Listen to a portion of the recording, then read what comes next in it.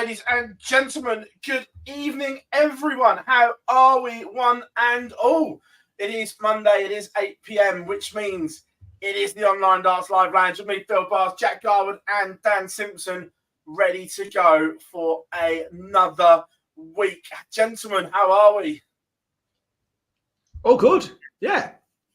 Why? I'm knackered, as you know, but I felt really tired right until I heard our little intro music and a little Barney alarm went off at the beginning. I felt a little bit of a rush come over me, and it gave me about 2 hours worth of energy, I think, that I can just about drag myself along. So yeah, all is well, mate. We've had a very, very nice weekend.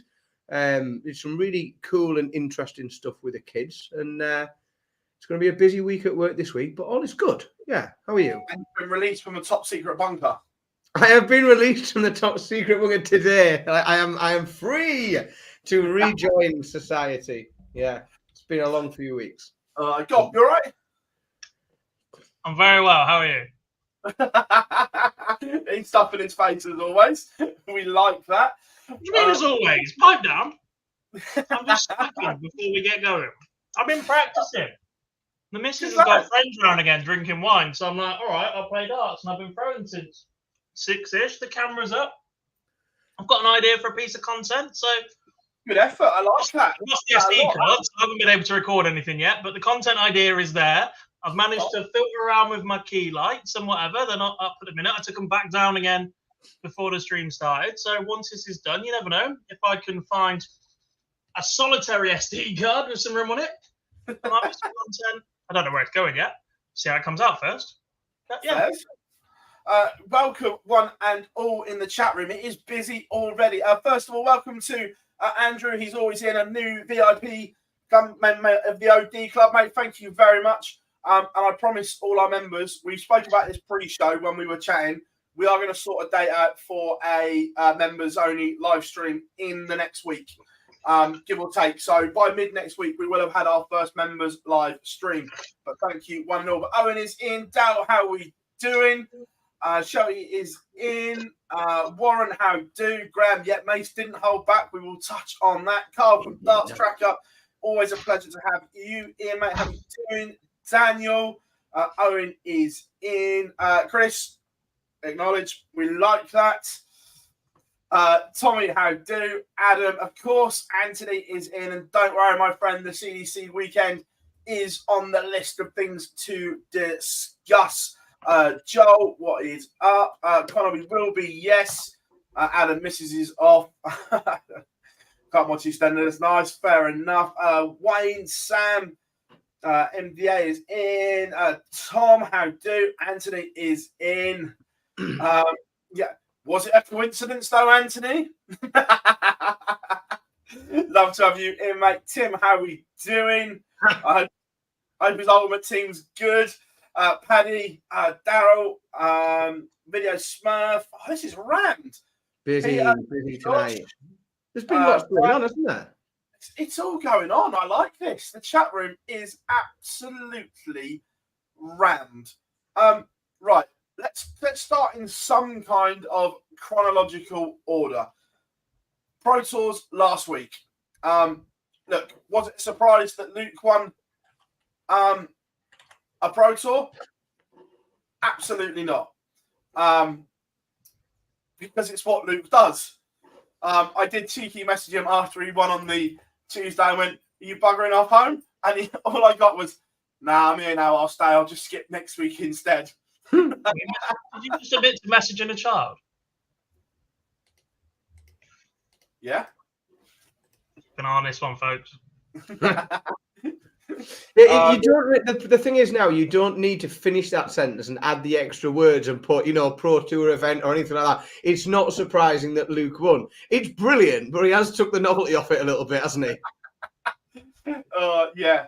Dal, the VIP club is we've got some membership packages now available for our YouTube channel. So if you'd like to check it out, am I lagging for everyone else, or is it just Daniel I'm lagging for? I think your busy background. I think your background blur might be struggling to keep up with your exaggerated movements. You might need to just keep still. Stop getting so excited. No, I'll take it off in a second.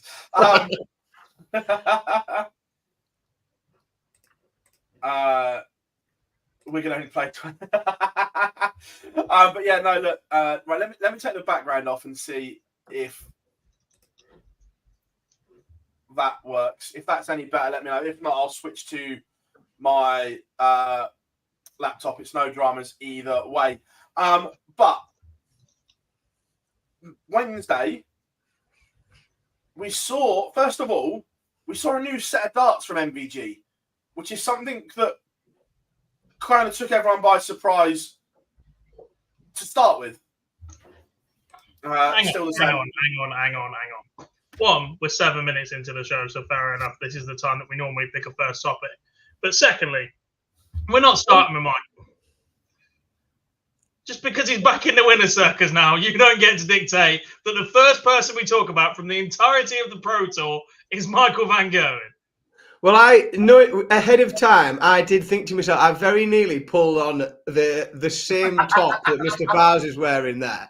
And I genuinely thought to myself, no, Phil will definitely have some of his MvG shirt. We can't make it a uniform.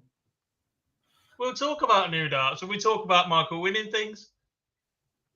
Don't jump the gun, Philip. Oh, friend. Wind your neck in, you. All right, well, you can have a conversation about it, and I'll just sit here and bully it. Carry on. All right, well, you take over. I'm just going to switch laptops a second. So you lead this bit, and I'll be back jumping in a second. Well, Jack, what do you know about MvG's new darts then? I've seen a photo of them, to be fair, and they do look very, very nice. I'm not sure that's where I've started, and I don't know where we are going to start instead. Pro Tour. Any big surprises in the opening round? Joe Cullen losing early. Bit of beef on Twitter from him, by the way. We need to talk about that at some point. Yes, I'm going to bring that in. I'll tell you what didn't surprise me. You know, when you look for, because it's while you're looking for something surprising, I'll tell you what was, because I think of 20 Pro Tour events, this was one of the first ones, or certainly one of the first ones that I can remember really clearly, where when we got to the semi-final stage, there wasn't really a rogue, no one had an odd run. There wasn't a run from outside or someone that we wouldn't normally expect. You know, Littler, Chisnell, Bunting and Price is a very, yes, it's very strong. They are four of the best players in the world, but we've become very used to seeing different runs from all over the place in Pro Tours. As that depth of talent grows and we know everyone's got a game in them, it is, I think, becoming less and less common that we get a Final Four as strong overall than that. Yeah. Oh, you're back, Phil. Yeah, I'm back. Swapped us all around. It was very good, wasn't it? The Final Four. Yeah, and I think all of them had a good day, really. I mean, even, you know, Chisnell and Price going out in the semi-finals, both averaging over 92, and that was as bad as either of them had played all day. You know, I think it was a really strong outing for all four of them. But again, a few other people that will have just been probably needed to find a bit of form that put some good runs together. Richard Veenstra making the last 16, Jermaine Wattermain making a quarter final. You know, there's a few guys that we've maybe not seen as much from of late that did go, whilst they didn't make that quarterfinals. Willie Borland, we saw top 16 as well. A few really interesting runs that day. Yeah, no, it was good. And Luke beating Bunting, and look, early on, Bunting had to weather a storm, but did well to come through that, which was good. But yeah, like you say, Cameron Menzies, another good run as well, which set us off to the Wednesday event, the second one. And again, the shock headlines when Luke lost to Mike Kuyvenhoven. Some of the ones, especially the Sun one, was a ridiculous headline again. Well, especially, and like, you should know better when Kuyvenhoven makes a semi-final. You know, like in a Pro Tour event with 120 odd players there. The guy's made a semi-final. Like, him beating anyone isn't particularly news, is it? It's just a game of darts. It's stupid. I can't believe you even give that piss poor excuse for a newspaper its full name. Yeah, but I don't support Liverpool, so You don't have to. Look, you don't have to be aware of the standard of journalism. Oh, Journalism no, that look, newspaper. I agree, but look, I think they're all as bad as each other, and they're all part of the same group and that now, anyway, aren't they? So you could just rewrite the headline 6 times, couldn't you? You know, like professional dart player loses Pro Tour event averaging 90 to another fellow professional averaging 90. Fucking not news. Packing. Like, it's just ridiculous. Yeah, I think then again, there was far more interesting things to talk about, even just in that round of 16. There was far more newsworthy things happened. But yeah, it's just any excuse for a click, isn't it? But again, like some interesting, we saw Thibaut Tricol only just going out top 16 run, just being edged out in a decider by Stephen Bunting. Bunting had a great couple of days. I was a bit critical of Stephen Bunting last week, to be honest, just saying that we hadn't seen the follow through from him on where we maybe thought 18 months ago that he would get to. So good to see Stephen Bunting have a couple of good days. Richie Edhouse, we've seen amazing things from him. Richie Edhouse seems to have saved all of his best darts this year for Euro Tour qualifier days. That genuinely seems to be the best we see from him is in a Euro Tour qualifier. So really nice to see Richie being able to put that form together on a Pro Tour where he's picking up sort of Pro Tour ranking money as well. And again, he was just edged out in a deciding leg by Dave Chisnell. So a really good run from Richie Edhouse. Yeah, agreed. A couple of other bits in the chat room. Yes, I believe Gary is playing tomorrow. Is Littler playing tomorrow? I don't know because I haven't looked at the list. One, his dad is in the chat room. Anthony, is Luke playing or is he skipping? Without me looking. But also, there was a game in round 1 where Raymond van Barneveld has lost with 112.71 average to Wessel Nyman, who is on fire at the moment. He got to, was it Euro Tour quarterfinal at the weekend as well. It was just a ridiculous game. It was blooming marvellous. Oh God, yeah, I'd missed that 100, just shy of 113, beaten by 100, just shy of 109. Some performance, that, isn't it? He is. I mean, we spoke about him the other week, and I think he is, and sort of not made a fool of, but we did, and we'll come on to it. But we did see a big weekend for Jan van Veen as well. After me telling everyone that I think we've seen his ceiling, but all right, he can thank me for that, Jinx, anytime he wants. But I think Wessel is probably the most likely of those young Dutch players to go on to really big things, and he's backing it up at the minute with some big performances in big matches as well, against big names. Yeah, 100%. And then obviously Thibaut Tricol's been mentioned as well. I think he's had an incredible debut year so far. The Frenchman, he had a really good run. It was either not the one we've just had, but the one before that as well. He had a good run, and on debut, I wasn't sure that Tricol had the gears that he had. I thought he was a good player, but we've seen some extra special gears from him as well. Well, I think in that first year, the most important thing, because the standard is so good, the most important thing is making sure that you give yourself a real good, solid head start on retaining your card. Because there is nothing worse than getting into your second year and knowing that you need to go and, get a semi-final somewhere, right? In order to stay in contention. As we are seeing now, there are a number of players there that we see. They're going to have to do something wildly beyond everyone's expectations in order just to retain. But Thibaut, in his opening year, so year to date so far, is just shy of 36 grand. And for reference, the current sort of tour card cut-off point is 61. So again, there's still months left, and that's not where the cut-off point is going to be. But he's probably well ahead of halfway towards the money that he's going to need. So I think that's the best you can possibly hope for year one, is to not give yourself an uphill struggle in year number 2. Yeah, 100%. So just out of interest, God, what was your first opinion when I sent you the picture of the new MvG darts? Someone's done some very, very creative, how do we get around copyright law research.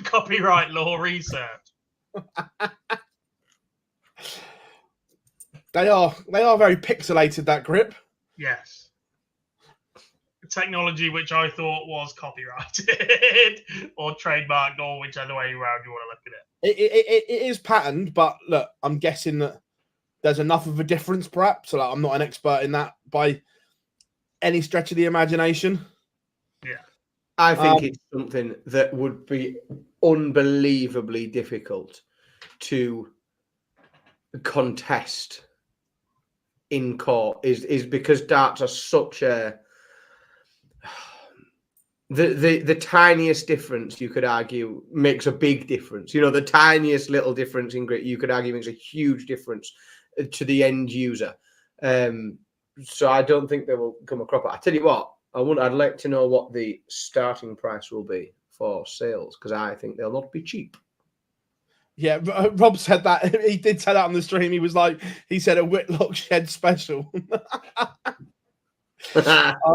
But I have to say, the way he's sitting the board for him, even before he went on to win this event, I was like, oh, they were standing up to attention again. Where recently they were sitting flatter, which was causing him issues. But these were stood up again. I was like, oh, hello. Yeah, they look good. Look, he's clearly gone through an adjustment period. He's had injuries. He's worked on this action for a long time now. And maybe the dart is the final piece to the puzzle for a short-term burst. Look, Michael has been fantastic on the Pro Tour last week. He's been threatening this with a couple of decent performances a couple of weeks before that. And obviously, spoiler alert, he's gone on to win the Euro Tour as well. What? Don't ruin it for me. I'm still a little apprehensive to say he's back, because we've seen little bursts before from him, and there's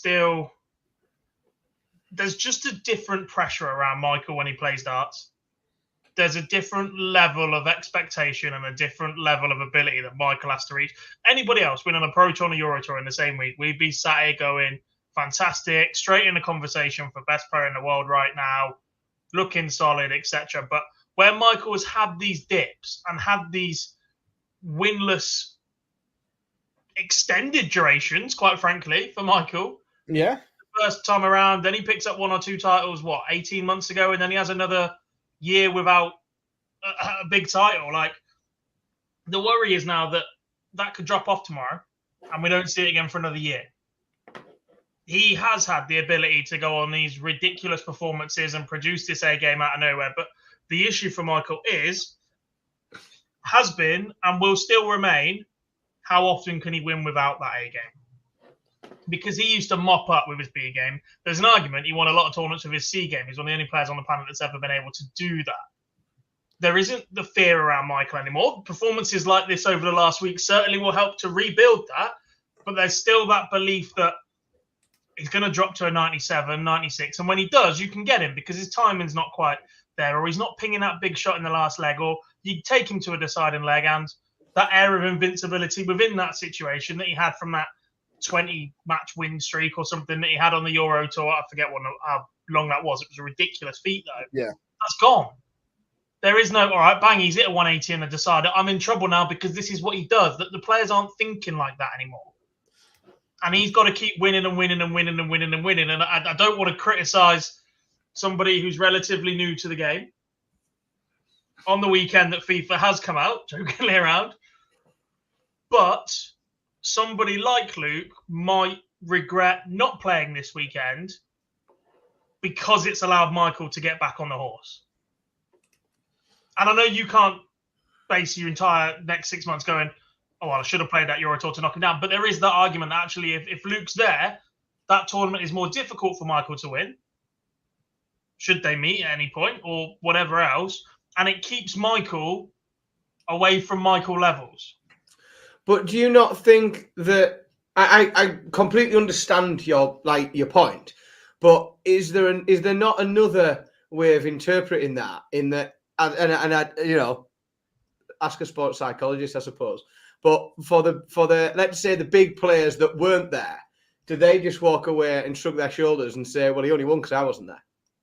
That, and you know, does that take anything? You know, I think that should be the feeling that they're left with. You know, well, yeah, he's gone and won, but he won when I wasn't there. It almost like to someone who looks at that, I might think, well, it doesn't count, does it? Maybe. We've seen that situation in the past, haven't we, with Peter Wright? Was it when he won his first UK Open? Michael Was there, and he's like, this doesn't count. I haven't beaten Michael. The best player's not here, etc., etc. But I think the difference with that is that was Peter right at the start. That was Peter trying to get over the line a few times. It's not somebody who is as decorated as Michael is, who has been in up and downs and is starting to peak again. That was Peter Wright getting over the line for the first time, but there were still questions about his head-to-head record against Michael and in those pressure situations, and if he plays Michael in a final, etc. The likes of Luke doesn't have that. He's got a very, very healthy record against Michael van Gerwen. Yeah, and no, look, I get the point, but I think like you, I remember going back to it's either 2020 or 2021 when Michael wasn't playing well, and like you just said, God, the pack then let him get confident again, and he then went on to win the Players, the Grand Prix, and everything like that. So look, the rest should be concerned that he is playing well. Look, he's not going to mop up like he did. No chance. There's too many people that are in the mix in the equation. But you touched about him dropping to a 97 or whatever. That doesn't worry me at the moment. I was more worried about the drops to 91, 92 and into the 80s that we'd seen.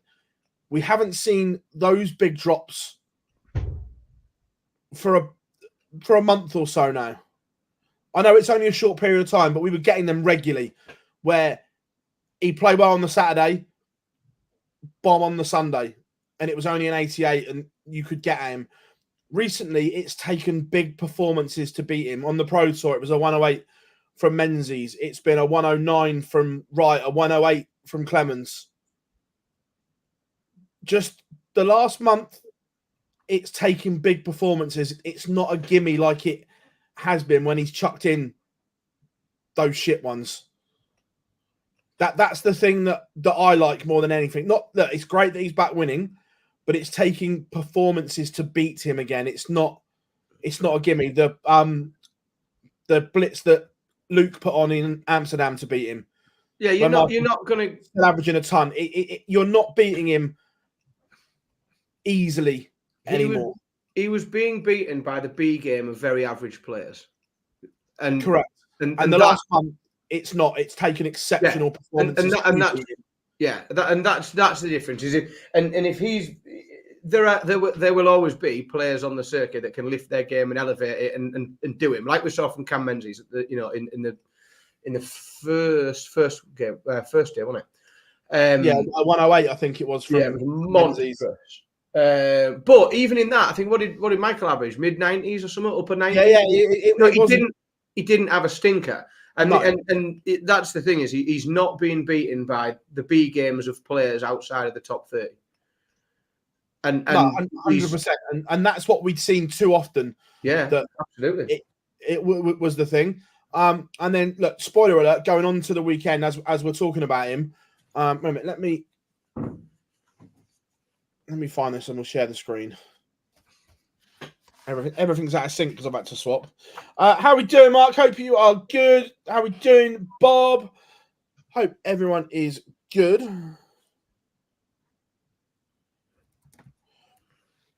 But yeah, that's the dilemma, and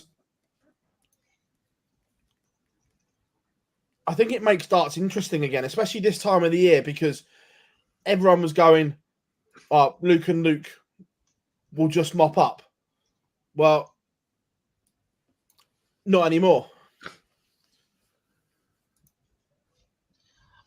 It certainly chucks something else into the equation, doesn't it? His form right now, we've seen Peter Wright returning some form, going. Price is putting in some great performances, albeit not with successive lifting trophies or titles yet.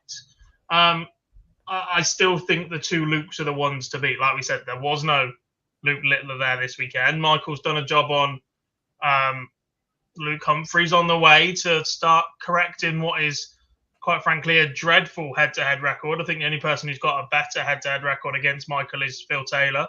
That says something in itself, by the way. But yeah, like I said, we judge Michael differently. And for Michael to be back, he has to have an exceptional 4-5 months for us to go, right, he's back now. Yeah. He can't have it. Michael's return to form isn't judged in 4 weeks. Michael's return to form is judged in 4 months. Everybody else can have a great month and we're going, oh, brilliant, look at that.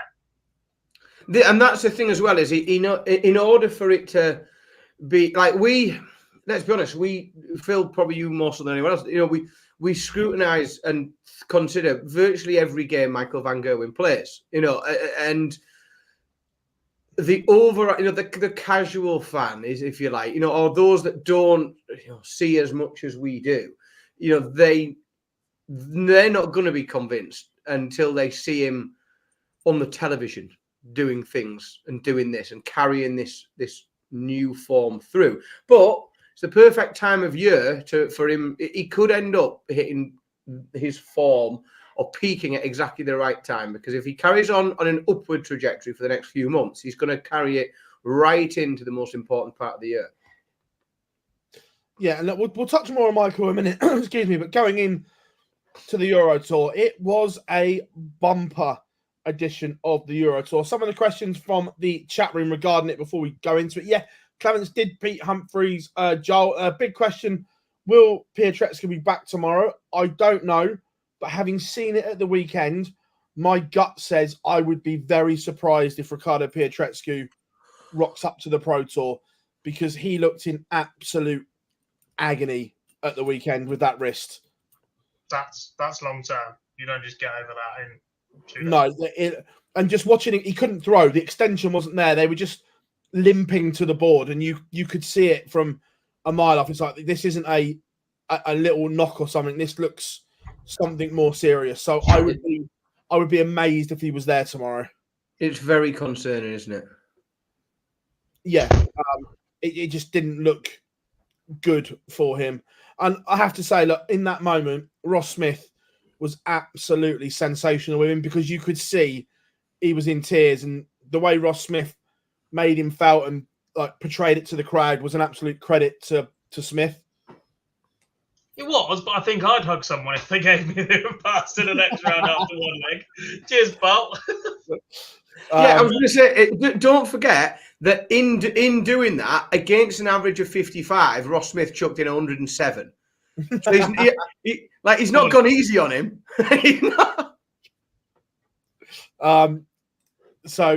Yeah, look, I just hope he's all right. We had it was raining 9 darters in Budapest as well. I'm not sure what was in the water.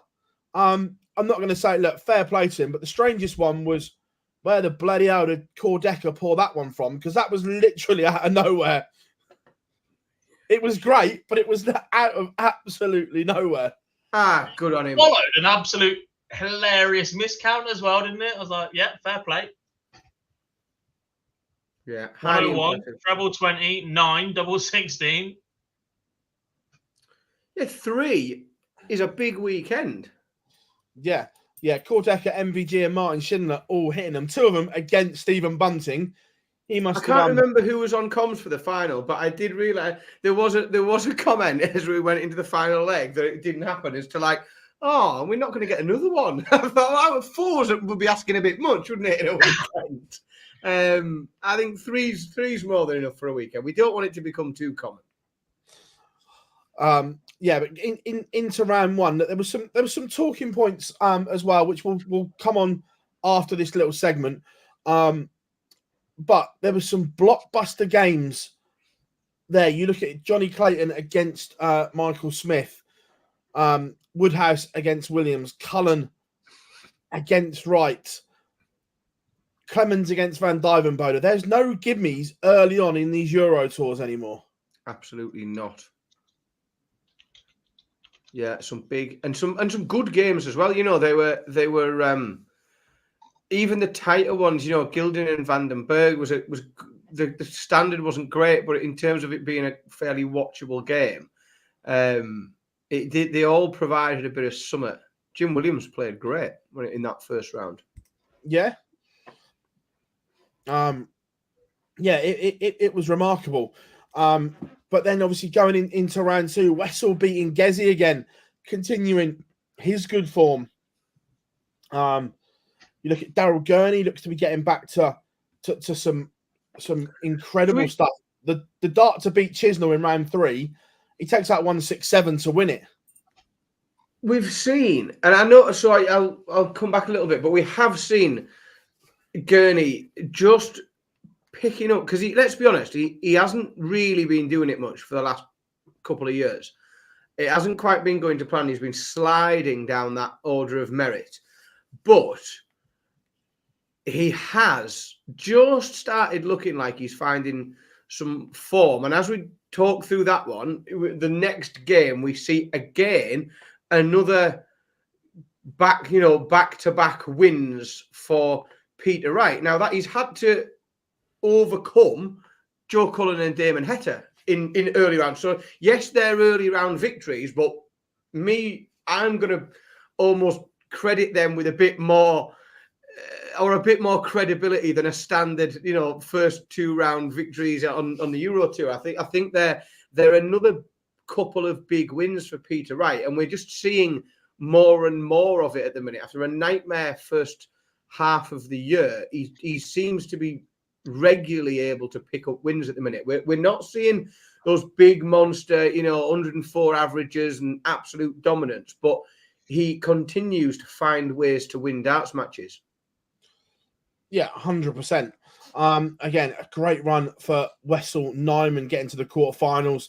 Some big averages from him. Surely it's only a matter of time until he picks up a senior title, you would say. Josh Rock getting back to his best after baby blues and everything like that, mind you.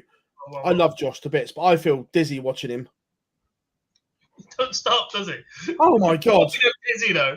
I refuse to move on before we talk about the home nation qualifiers. Alberto Bezian. Oh my God. Boy. The absolute bollocks on a man to get up there, average 67 in a worst game we've ever seen on the Euro Tour against a compatriot, and then give the crowd shit for it. Euro Tour. I am so here for it. Sign me up to that man in Group A in the Motor Super Series as soon as possible. Literally, yeah. he was giving it big uns for it in 85s and that. It was I'm all for this. He had the most cack-handed action you've ever seen in your life. It was so out here as well, like it all was the way across himself, just hurling them. I'm like, yes, that is what we've missed out on through 10 events so far on the Euro Tour this year. That is what the Euro Tour should be about on a Friday afternoon. Well, if you are going to chuck in a 65 average, you better make damn sure that it's watchable. And he certainly did. Like he made it watchable. He's created some people, some content. He's provided some people. People can chop stuff up and share it on their TikToks or whatever people do. Yeah, what a guy. More of him, please. For whoever decides. If you're not going to be remembered for your darts, we are going to remember you. Full stop. Correct. Yeah, but let's be honest. There aren't a lot of. So Jack says there, get that guy on the Motor Super Series. I've never heard anybody say that before. Now, so he could have done himself a great service there. He's come out, he's had an opportunity to present himself to the darting world outside of Hungary. And he's done so in a way that's made us go, yeah, more of that, please. Get him on the TV. We'd like to see him. Yeah, So, I completely agree. Look, let's go to the final because we've got some other bits to go back and talk on, but they deserve more time than just a scoot over. A week ago, that 110 finish to win it from MvG, does it go? Do you know? I still think because of everything we've already said, it's still impossible to really say because it's still Michael Van Gerwen, isn't it? And I still just feel it with a set of darts in his hand. Anything is possible. Anything is possible, and I feel like I can't be surprised by him. Look, Van Veen will be gutted. He missed the dart at the ball to win it, but MvG 2 ranking titles in succession. Johnny, he's using a new custom dart. Used it on the Pro Tours and then used it here. Right, first of all, I'm just going to unshare the screen. We'll come back to that. You're not allowed to share the photo of them? What's that? Does that mean you're not allowed to share the photo of Michael's darts? Probably. I'm not going to risk it. It is on social media, but I didn't put it there. But I think he's given it to someone because it's definitely his hand in the shot. But it's like a pixel grip instead of the ring grip on his exact darts. Are we due to see them? Do we know? I mean, if you might not be able to say, even if you do know, but are we going to see them on general release? Are they going to be available for sale? Do we know, or do we not know yet? I believe so, but not just yet because there's it's long term, but it'll still be tweaking the odd little bit. Yeah, getting used to them, and then you've got to get them out in time for Christmas, though. We will see them. Yes, some of us are going to start Christmas shopping early. Just don't know when. We had 2 interesting social media posts. Let's do the Joe Cullen one first, when he decided to wage war on the turtle. And look, I like David, to be fair. But ever since Joe's interview where he basically said "fuck Germany," he has been targeted, shall we say. We see comments all the time of, "Oh, if it was in England, he wouldn't moan," and da da da da. And after defeat, Joe went on the rampage, shall we say? Oh yes. My favourite one is, "I'm from Yorkshire, or whatever it was, not Lancashire." Well, that's the bit that I enjoyed the most, because if you're going to come for someone on social media, I'm not a big social media person, as everyone knows. I don't really bother. I think it's a waste of time. But apart from our socials, of course, follow them. They're amazing. But if you aren't, but if you are going to come for someone, don't make errors that make it easy for them to take the piss. Like, then that happens, and people do it because it generally seems to be it's done. People have this quick, witty thought, and they think, "Yeah, I've got him. I'll do something. I'll have a go," and often thinking quickly doesn't work for everybody, and you make little errors that make it look silly, and then because that was a funny one, but I'm still not convinced how much of a good idea it is for people to engage in a back and forth on social media. I'm not a big fan of social media generally, and I think sometimes these things demonstrate why, because yes, it gives us all a bit of a laugh, but objectively, like, it's not a great idea, is it? No, look, it was funny, but look, there's a reason people like me are paid to look after certain players, or have been in the past, to look after certain players' social media accounts, and Phil and whoever else that does that role within the media. Look, there's 6 or 7 different people that float about that have in the past been responsible for looking after social media accounts of various different players, and having access to those accounts in the immediacy of a loss is one of those reasons. I would love for social media to be a place where players can go and discuss with fans and be without abuse and just say how they feel and whatever else. But some of them need protecting from what's out there, and some of them need protecting from themselves at times.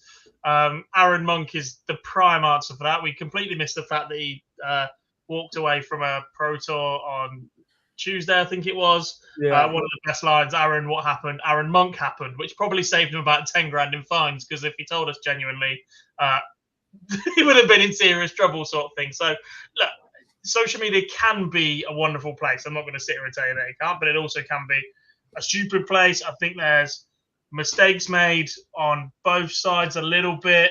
David is part of a group that are quite vocal in the darting world on Twitter. And if you get involved with one, you inevitably get involved with all of them. It's going to blow up at that size. I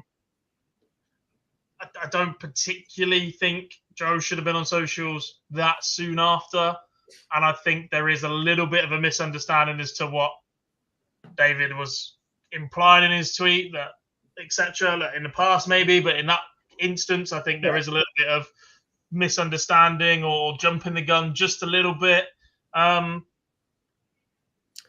yeah, just box smart. How many times have I sat here and spoke about Gerwyn Price's Instagram account, for Christ's sake, or whoever else is? Like, I think it's a different thing, and I'll sorry to cut you off, but I think it's a different thing, and I sort of have a bit more allowance for it when it's if you put something out as a player, and I think some of them have been downright foolish over the years, as to something's gone on and they've gone onto their social media and put something out there. There's an Instagram post, there's this.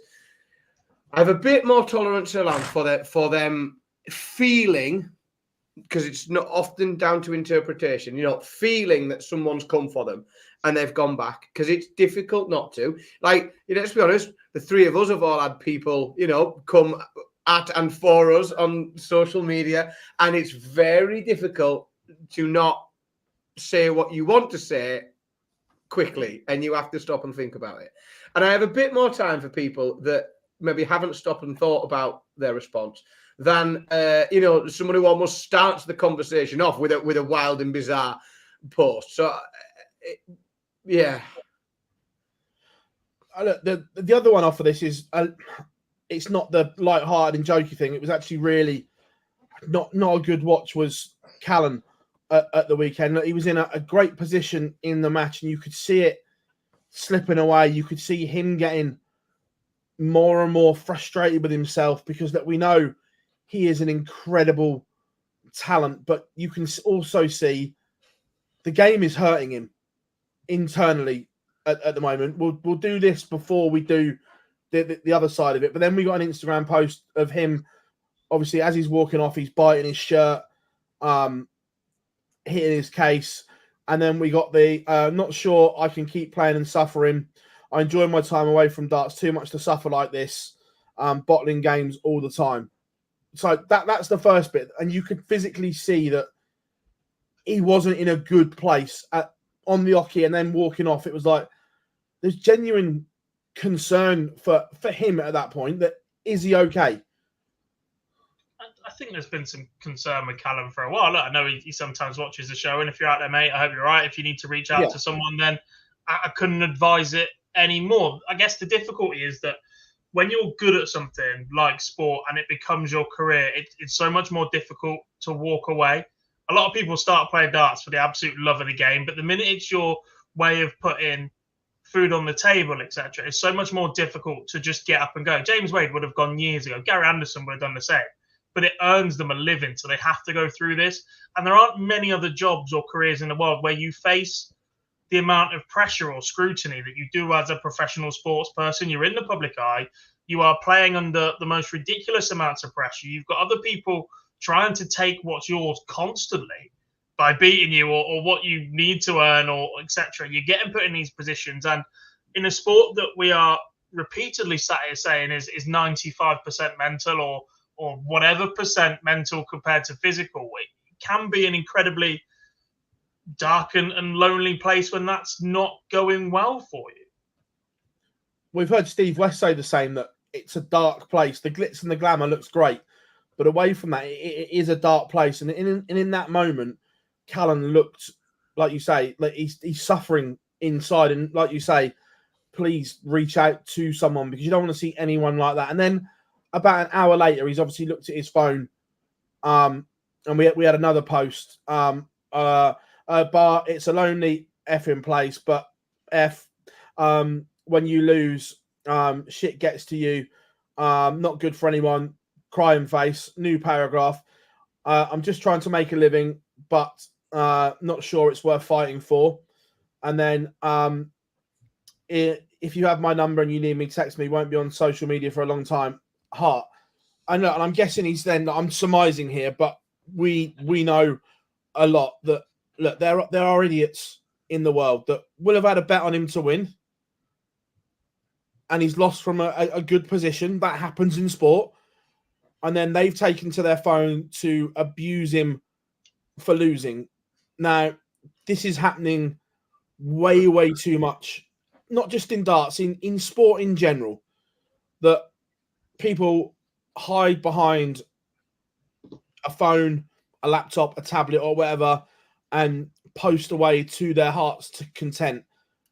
Would you say that to him if you were face to face? Absolutely, you would not. Now, for me, there has to be some accountability for social media now. Yeah, 100%. Where at the moment it's the Wild West. There is no accountability. This is the problem. Especially when X is carnage. You can have your freedom of speech, people, and they'll say, well, on a social media platform like X, you should be able to write whatever you want, right? That's not really the debate. The debate is you are targeting an individual to abuse them. Like, that's it. That's nothing. It's not freedom of speech if you're just abusing another person. It's fucking stupid. And it should be that measures should be taken. But they won't be, will they? This is the problem. People won't do anything about it. I think it's very difficult because in Callan, what you've got is an incredibly talented young man he hasn't been put. He has ascended on his own merit to a place within a sport where he finds himself, on the television and in front of big crowds. And unfortunately, and it's because he's so bloody good. When it goes wrong for Callan, it's not going wrong, in the social club, and it's going wrong, around with his family and friends there, or his mate with him who can put his arm around him, when it goes wrong now because of the level he's reached, it goes wrong on a stage where he's very isolated, on his own, can't sort of really see and talk to people and communicate very well, and he's in front of a crowd. And very frustrating things happen. And I can sympathize with, what are you doing that? You are overcome with frustration and emotion. You've got other people around you. You've got somebody who wants to shake your hand because they know that that's the right thing to do in that position. And you just, I can completely understand how anybody could become overwhelmed in that situation, especially, a young man who hasn't been doing this for a great deal of time. He hasn't been doing it forever and ever. But I think that then for that to be compounded by idiots before 9 o'clock, idiots. What is that? Because again, if you've got it, genuinely should be there should be some sort of amendment, to the sort of gamble aware and be gamble aware, all the problems and all of the different things where people can self-exclude themselves and they get done for various different things and their accounts limited and things like that. Like, the moment that you engage with somebody that you have bet on, you should just be banned from betting sites. I just have that. You should just be able to, any player should just be able to forward that to the gambling authority and just say, fucking Johnny Cleethorpes, yeah, right, he's on the list, fucking get him off. He's not allowed to ban it. Because clearly betting's not good for him because it turns him into a cunt. and I know it's still before 9 o'clock, but I stand by the accuracy of the fact that I disagree. By all means, gamble away. Gamble away. I love having a bet, and I swear, if I even got the urge, I would never do it. If I even had the urge to contact someone directly to attribute to them a bet that I made going wrong, I think I just have to stop on immediately and say, "No, this isn't good for you. You can't control this." And again, like I genuinely think there's loads of reasons why people get banned from gambling in this country, and they should be, because they can't be trusted like an adult. Yeah, no, 100%. And look, gambling does play a huge part in sport, but people just need to look. There are people behind this. When you send messages and DMs and just general tweet people, that there is a person behind it. This is their job. No one deliberately tries to lose in that environment. It's like that. It's quite easy to forget. Callan is only 26 years of age. Yeah.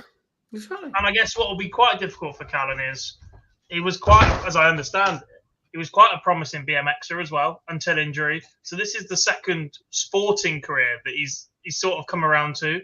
And if this one doesn't play out as well, he'll have had two promising careers in sport from an early age, potentially over by the age of 27. What do you do next? I guess is the difficulty. I would genuinely hate to think that a talent as promising as him does.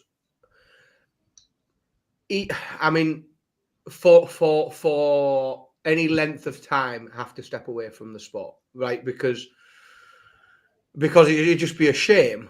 However, we do know that there is lots of darts to be had and money to be earned outside of the pressure of the PDC environment. We've seen loads of people make a very, very comfortable living from playing darts without a tour card at the minute.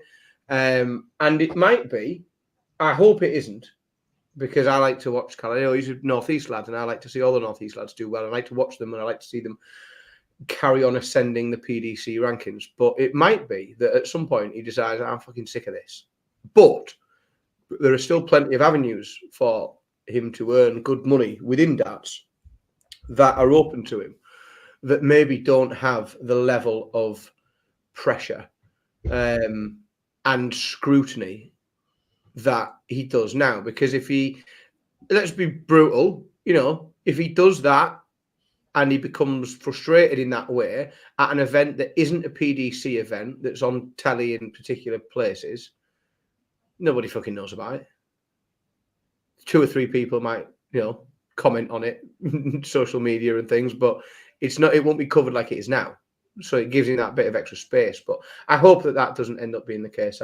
Because like I say, I think he's a really, really good talent and a nice kid. Yeah, and look, I hope that we all saw it, and I hope the PDPA reached out to him as well. That I'm sure that Glenn does some great work on the PDPA now, and I'm sure that would have happened. And Darren, I get criticism for a poor performance. Criticize the performance by all means, but when there's a difference between criticism and abusing people. There is a massive difference between the two. Criticism's fine, but that when you cross the line and it goes to abuse and abusing the individual, that's not acceptable. Yeah, and that's the point. We criticise people on here virtually every single week. I'd like to think that only occasionally do we cross the line and stray into abuse. You two are getting both barrels. I guess the irony of what I can add to this is social media is brilliant in some ways, as is things like YouTube and technology and the fact we can sit here having a live stream for 2 hours every week. But it has meant there's an awful lot of people in the world, maybe us included, I'm not immune to this, that suddenly think their opinion needs to be aired constantly and is and is of importance to other people? Oh, my opinion is never important. I just like giving it. It's not important. I didn't say that. But there are hundreds and thousands of people now through social media who are now able to give an opinion that publicly they would have had to go down the pub and share with their mates that the person it's about would never have heard. Or my mate was talking about you down the pub. How on earth is that ever going to get back to Luke Humphreys, for instance? It's just not. But now you can have that conversation on Twitter publicly. You can tag him in. You can message him on his direct messages. You could do whatever. And suddenly Luke Humphreys is well aware that you don't like the fact his zip's too low on his shirt. And that you made the point very well in that it's only been a problem. It's a very recent problem, isn't it? It's something that's just come around in the last few years because the world champion of any sport isn't generally having to even ever concern himself with, what Tim in Ruislip thinks. If you get the Tim in Ruislip reference, we can be friends. But, the world championship of any sport doesn't have to concern himself with those sorts of things. But all of a sudden, Tim in Ruislip can fucking message the world champion and call him a prick. And that's really odd because it didn't exist until very recently. And I completely understand why people in the public, like I've seen and I've been told by people I trust implicitly, some of the genuinely horrendous things that are sent to the social media inbox accounts of professional sports people. And some of them are horrific. And it's really bottom of the barrel. So, but again, this is not something that people, no one's used to dealing with it because it didn't exist until a few years ago. And all of a sudden, people genuinely feel entitled to sit in their mum's back bedroom and message people off the telly. Remarkable. Yeah. And just our wishes, and I hope that Callan is all right. I'm interested to see if he plays on the Pro Tour. I hope he plays tomorrow. I really do. Aaron walked off of a game. He was losing, averaging about 61 and just binned it off. Look, off the marker that he didn't feel very well.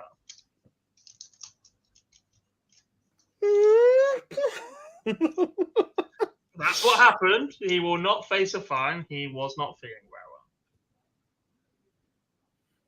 It's not what Tim in Ruislip thinks. I was going to say it's different to the WhatsApp that I've got. Tim in Ruislip's got a complete different view on it. Yeah. Look, off the back of the Euro Tour as well. Let me get this back up. So, the race for the World Grand Prix is reaching its conclusion, gents. We have 2 Pro Tours and a Euro Tour left.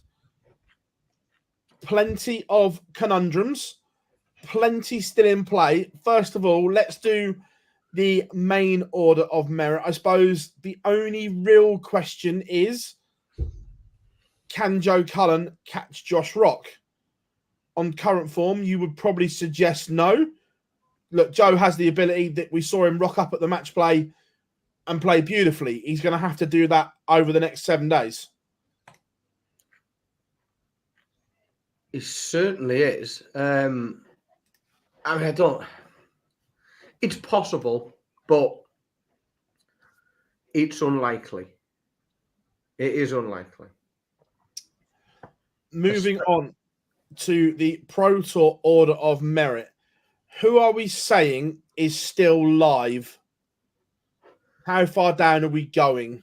I'm just having a look at who is at the Euro Tour.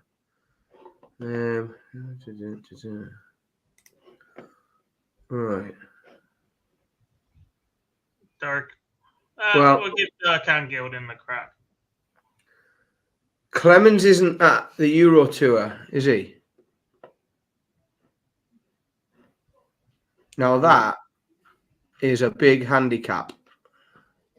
Is he not Where is he in the world? He's 25th. Are you saying he misses out by one spot? At the minute, he is not on the list to go to the Swiss Darts Trophy. But the other three players underneath him are. So Van Duivenbode, Gilding and Watamina are all playing in the Swiss Darts Trophy.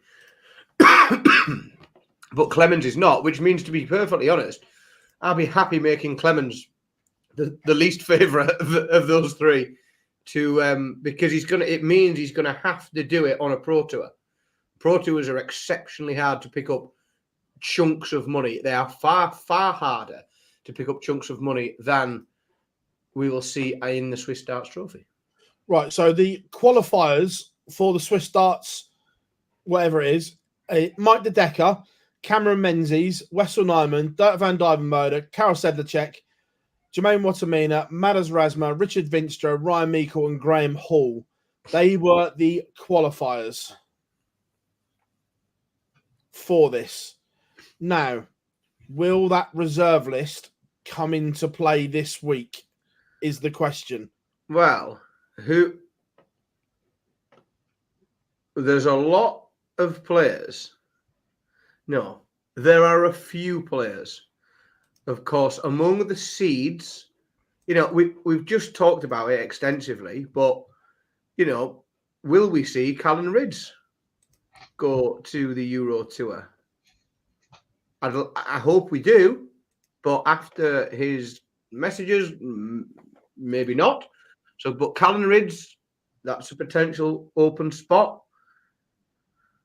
We don't know if we're seeing a Luke yet, do we? I would imagine. I expect Luke to play. Both of them? Yeah. I'm just checking. No, so Clements isn't even a reserve either. So regardless, he will not be in Switzerland. No matter who plays. No, he's not even on the reserve list. In which case, I just think we know what without boring everyone by talking through the various different stages of money for the Pro Tour events and the Euro Tour, I think, is where this will get done. If someone is going to make that jump, then it will be, and we have seen it. We've seen Jermaine Watamina making a run through to a quarter final or a semi final. He made, didn't he? Now, if he makes another semi final, that's $8,500. Big. That's where the big jumps are going to come. Is the Euro Tour. Wessel Nyman is playing incredibly. Could he make up 15 and a bit grand in 3 events, or is that too much of an ask? Too much. Yeah, too much. Too much. So, like the Euro Tour is where the big money is, and even if you're a runner-up, so even if he gets to the final, if he got to the final of a Euro Tour event, which is, let's be honest, a massive ask, especially if the Lukes are there and Michael Van Gerwen's on it. It's a huge ask, and that still leaves him $3,000 short, which means he's going to have to pick up $3,000 across 2 Pro Tours, which again is far from straightforward. Where have you got to go in a Pro Tour to get $1,500? Board final? Second round. Second round, is it? It's $1,000 if you win your first game. So he's got to win it. Yeah, so he's got to win 4 games on the Pro Tour, and if he makes the final of the Euro Tour, he's got to win 4 games at the Pro Tour. It's too much. Yeah, I think it's too much, but I was just asking the question. I'd love to be proven wrong, because I think he'd be a great addition in terms of watchability, getting people talking. But again, it's not just making up the money. It's not just making up that jump. It's making that more than is picked up by Luke Woodhouse and Brendan Dolan. because they've still got opportunities to pick up money as well. Luke Woodhouse is at the Euro Tour. Oh, Luke Woodhouse and Brendan Dolan are both at the Euro Tour. So they're getting first round money from the Euro Tour as well. So that gap widens even further. So are we saying it finishes as it is? No. Ooh. I don't do this very often. Dirk van Dijvenbode gets in. Interesting. What are you saying, Gob? I think it stays the same. I think it stays as it is as well. Boring. I would love Dirk to get in, but I just think it's too much of an ask. But it would be great. But stay with us here at Online Darts over the next week for the race for the World Grand Prix. Right, let's do a few. No, yeah, I'm gonna do the World Series bits first because then I can seamlessly tie it in. We spoke to Matt Porter, the interview was out. Thank you very much for the feedback. Right, because this clip was too big to upload, I had to do it into 3. So I'm going to play 3 clips, hopefully simultaneously. Then we'll discuss because then it links us into the next part quite well. I think what's been the big plus for us this year has been the crowds. We've seen bigger numbers in Australia and New Zealand, bigger numbers in Poland, bigger numbers in Denmark, bigger numbers even in Bahrain going back to January. And then of course New York was special. So I think what we're starting to do now is build the brand in those territories. Really get people used to the events coming to their country or their city, and turning up for them, looking out for them in the diary, and making sure that they secure their tickets. So that's always a long-term play, but we're starting to see the results for it. Has the darts been slightly disappointing in terms of the home qualifiers or whatever we're calling them? That this year, for the first time, they haven't really tested the PDC pros. I think the challenge is that the top guys are playing each other every week, and they're playing each other at a level that most players in the world can't compete with. Now it's all right if I could put tour card holders up against them, and other pros and stuff like that. But it's very, very difficult for these local qualifiers to turn up and deliver. Yeah, there are some instances where, where you'd like to see a few more 6-4s, 6-5s in the odd upset and stuff like that. But I think it's very difficult in a race to 11 to say to a guy who's qualified from essentially a sort of semi-pro, sort of amateurish background to, you're expected to go up there and play against the guy who at his worst is going to average like 93, 94. It's going to be difficult for them to do that. So I think that's, I get what you're saying, and there haven't been that many upsets, but I think it's going to be a challenge for local players to do that. So that's why we're looking at how we can improve the domestic circuits in different countries, because we want players to be ready to step up to that stage. So that's the process we're going through now with our affiliates and our local organisers about how we can generate more activity in those territories to stimulate the local scene. I say, obviously, the Oceanic region in particular, that's always been a really strong region away from the PDC, but this year I think it's the first time since 2017 that not one local one got through, which has always been a kind of stronghold for them. I think in New Zealand, I think it was okay. I think Australia was poor, if I'm honest. But I think in New Zealand, I think that for a small country, people-wise, huge country geographically, but I thought they held their end up and competed. No, I agree. But yeah, Australia's been that production line, hasn't it? Simon, Kyle, Damon, we had Corey for a while as well.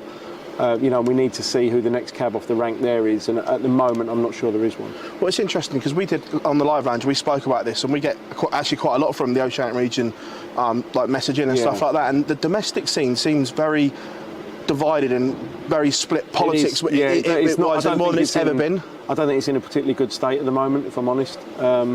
Australia's a strong darts country. Yeah.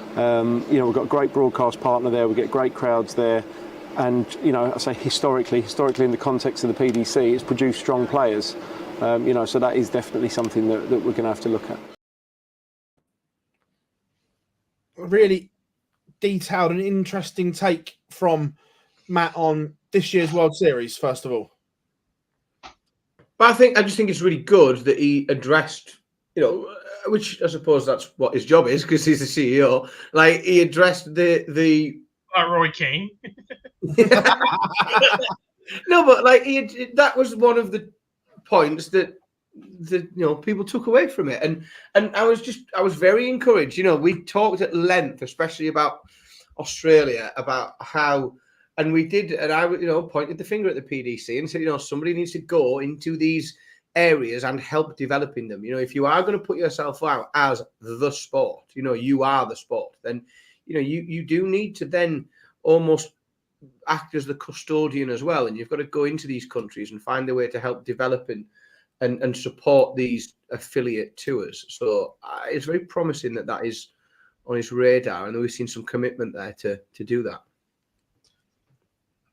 But on the other hand, like you said, Australia has always been the conveyor belt, the strong part of it. That's quite a damning assessment from him as well. It is, especially with what we're going to talk about shortly, just how successful the CDC have been. And for me, the CDC right now are where Australia should have been, if not ahead of that. And to have caught up and then gone beyond them in such a short space of time should be commended, because what a fantastic tour that is at the moment. The standard of play that's being produced, the players that are coming out of it, the quality, it's everything that Australia should have been. Australia and New Zealand were set up perfectly for this. They had the big star conveyor belts. They've still got some fantastic talents down there. Ben Robb, until recently, or might still be, the WDF World #1. You've got the likes of Raymond Smith, who won at the Super Series but hasn't returned yet to defend that.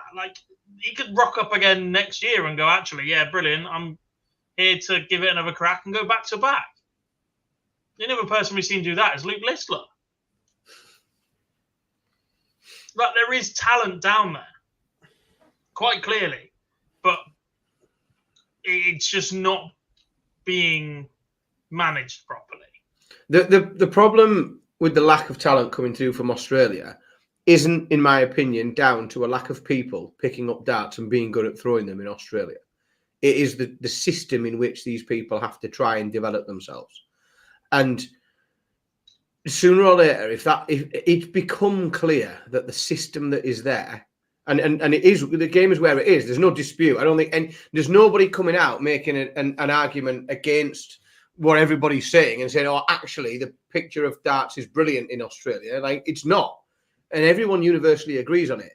So either somebody's got to put on their big boy trousers in Australia and take up that mantle and look at how they can get a functioning system in place to help people develop, or someone else who knows how to do it, like the PDC or somebody else, has got to go and do it and try and build something from there. But it's not in a great position, but let's just hope it improves. Yeah, before we move on, he also did say in that they are looking at an Asian destination for next year, which would be incredible. Thoroughly deserved. There is a hotbed of talent in Asia. There is the Chinese Premier League, the PDC Asia Tour. They deserve the chance at more exposure.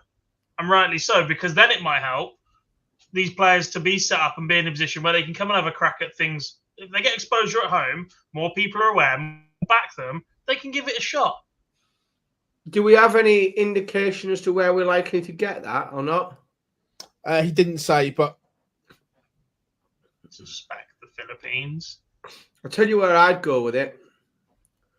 I'd go if I wanted to do it if I wanted to take advantage of the progress we've seen in the Chinese Premier League, but then also potentially provide some easy access to oceanic regions and things like that, I would go to Hong Kong, because you place yourself in that part of the world whereby you are going to be able to be accessible for everyone obviously in the Far East.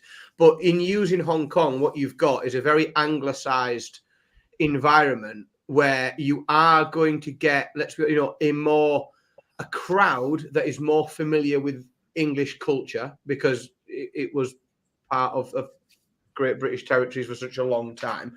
It's generally an awful lot easier to do things there for big organizations and businesses, because even simple things like the street signs are in English, so you can drive from A to B and all your players turn up on time because they can read the menus in restaurants and things. So if I was going to do something over in Asia, that's the first place I'd start going, knocking on doors and looking at venues. They've also got some unreal venues as well.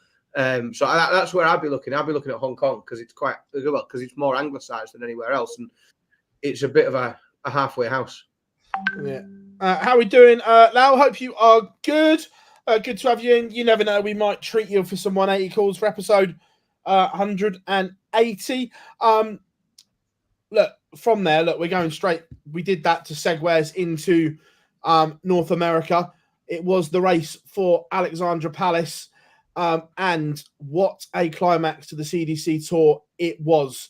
Going into the last event, the semi-finals, the three players that were in contention for that final place were all in the final four. You couldn't write it. It was a thrilling climax. It's just exactly what you want, isn't it? And it's, again, like, you find yourself repeating, or I do find myself repeating myself a lot when I talk about this tour, because it finds a way to keep delivering.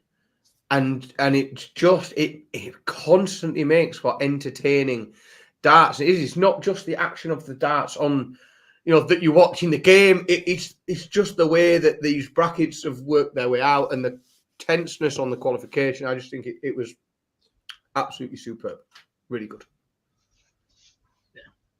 Yeah, look, Leonard Gates was pretty much there before the weekend started. It would have taken a mathematical genius, I think, for him not to get there. So the Soldier will return to the Palace, and he confirmed it as well that he will pick Ali Pali over Lakeside. So he is going there, and I can't wait to see him back on that stage doing what he does best, which was good. And then we saw Jim Long. He'll be returning to Alexandra Palace for the first time in 6 years. Jim as well. He's made a big commitment to darts as a whole, especially in the last 18 months. He's been travelling over to the UK just to play tour events on the World Seniors. He qualified for Champions Week at the Super Series and opted to give himself a more difficult route to try and make it to Saturday and beyond, because there was the event at Niagara Falls that weekend. Yeah. He stayed in the US. He picked up a title while he was there, and ultimately that looks to have been the difference. If he'd flown straight to the UK at that point, he might not have been in that position. So he's made the right call there. Delighted for him. He is a fantastic person. Played some lovely darts. Obviously, a little bit gutted for David Cameron, who's been phenomenal this year, to miss out as the Canadian representative. But the fact we can sit here and list 4 or 5 players that aren't going to be there that we're disappointed not seeing it's quite something for the CDC as a whole. There's no Spellman. I think it's huge. There's no David Cameron. We can't do this anywhere else in the world. Maybe Philippines, we could have done it for the last couple of years, only when we've seen the likes of Malikda, Malagan, Perez, etc. But nowhere else have you really gone, oh my God, they're not there. That's a big loss. And for things like the World Championships, that is a big loss that we can't see more and more of them. For things like the cross-border and the Continental Cup that qualification was also secured for this week, those lineups look tasty. Well, come on to the Continental Cup in a minute.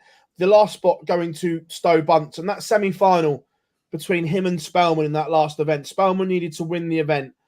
Bunce only needed the final, and Bunce was brilliant. He played incredible, and we saw him, what he can do in the Grand Slam. Perhaps we didn't see the very best of him at Ali Pali, but certainly the slam and on the CDC we've seen it this year.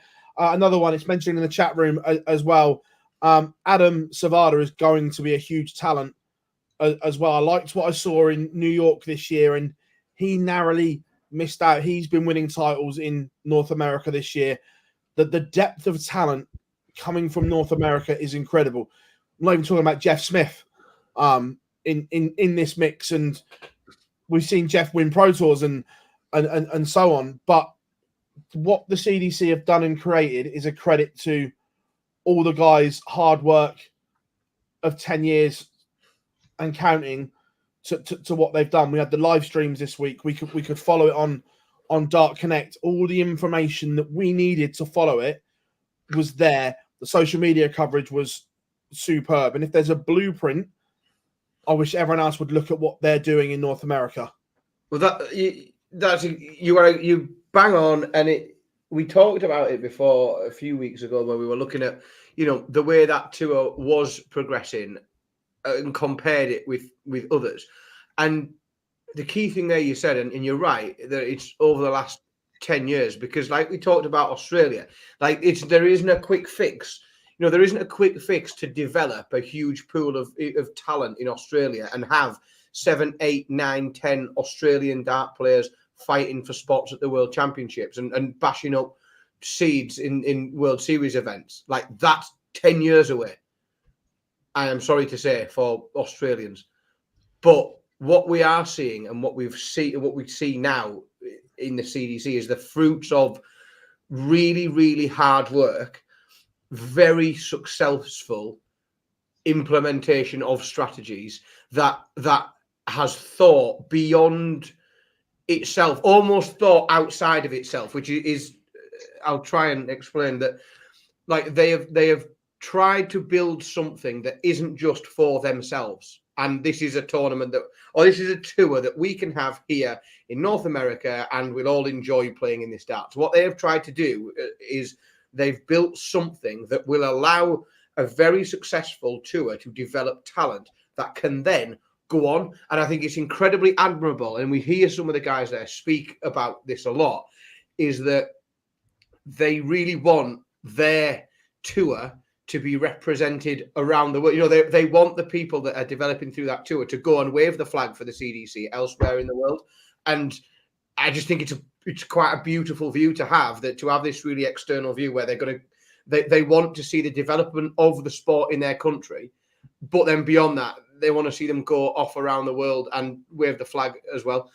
I think it's a really, really broadly well delivered tour, because we see great social media content. We see, and it's silly, we see nice photographs. We see the tour getting out and about, and we see people. I mean, I thought it was brilliant when we saw the CDC at a Comic-Con, and we got people in fancy dress throwing darts, and like anything these guys can do, they do it in order to get more eyes on their product and bring more people to their sport. And long may it continue, and I can't say enough good things about them. Yeah, and look, we have got the cross-border teams have been decided as well. And before I go through the teams, again, I'm going to echo what Gob said. I'm more interested in the players that haven't made these teams, because the strength in depth. I look at the Canadian team, and straight away, the players that are missing in Jake McMillan, straight away, someone that got to the final of the Super Series and a great player. So the strength that is there is incredible. But the teams for cross-border 2025 will be Team USA, will be Leonard Gates, Stowe Bunce, Adam Savada, Alex Spellman, Jake Womack, and Gary Mawson is Team USA. Team Canada, Jim Long, David Cameron, Jacob Taylor, Steve Warnock, Jeff Smith, and John Part has snuck in to captain Team Canada. I love the cross-border challenge, and that's a great 12-man lineup. Like I said, there's still more names to come. The likes of Doug Bain is not in that lineup. We've seen him at the Super Series. He's a fantastic player. Like, there's so many places they can go with these wild cards now as well that just make it that bit more intriguing. And as a spectacle to watch, having the ability to support a team and an individual at the same time, I think is brilliant. Yeah. Agreed. Yeah. Now, guys, I know you listen to us. I don't know if you're watching us live or if you're watching us back. I want some massive, great, big reveal, like Ryder Cup style for the wild cards and everything like that as well now. Well, they do have a podcast now, Shooting the Ball. They're going live later this week, Thursday night. A bit late for our UK audience. It's I was going to say, not 9 p.m. Eastern time, I think. I've stayed up to watch it once or twice. I've not made it all the way through. I'll be completely honest. It just hits like a wall at one point. But yeah. But no, absolute kudos to all the guys in North America. It's been an incredible 2024 tour. I'm looking forward to 2025 as well. But we do still have the Continental Cup. It's not all done just yet. There is still a spot at the Grand Slam of Darts as well. So still plenty to go in North America. And look, trying to pick one to win that Continental Cup is tough because you can make a case for probably most of the field. You can indeed. Anthony is in the chat room. There you are, my friend. There Don't forget he our is. little messages the other week, by the way. Lots of big Yeah. events coming up. Yeah, indeed. And again, if you are in North America shooting the ball this week, 9 p.m. Eastern time. Cheers, Tim. Thank you What's very that much. for me? Somebody tell me what time that is for me. It's not within my sleeping pattern, is it? Eastern is 5 hours behind us. Oh yeah, sorry guys. I'm on the catch up. It's I'm on 2 a.m. I've start. got 3 kids Until- with a really busy job. I'm not stopping up that late. I'm really sorry. There are clocks in daylight saving in America not a couple of weeks out as well. So is there not some period where it is 6 weeks? 6 hours? Possibly. A week or so. 2 a.m. UK. Normally that's perfect because I'm normally driving home from the Premier League or something like that, so I listen to it. Peter is in as well. The guys are in again. Congratulations to all of you, which is a credit to it, and we look forward to seeing what happens and Anthony getting his little black book of ideas out for 2025 as well. And already we have had discussions about the Live Lounge Live for New York again next year, which will be good. We'll come on to more of that shortly. Go off British summertime and we go off daylight savings. Cool. Thank you very much, buddy. So there's a 6 week gap. There's a 6 hour gap at some point. Yeah. But look, no, you guys doing an absolute cracking job over in North America, and we love it. So we dropped the should we do another map first before we go to Mace, or are we going straight to Mace? Depends which mat it is. If it's a good one. Let's do the Masters first of all. So he has answered some questions about the Masters. We've been thinking about it for a while. And we decided that the time was right. We need the Masters to be a little bit elevated status-wise.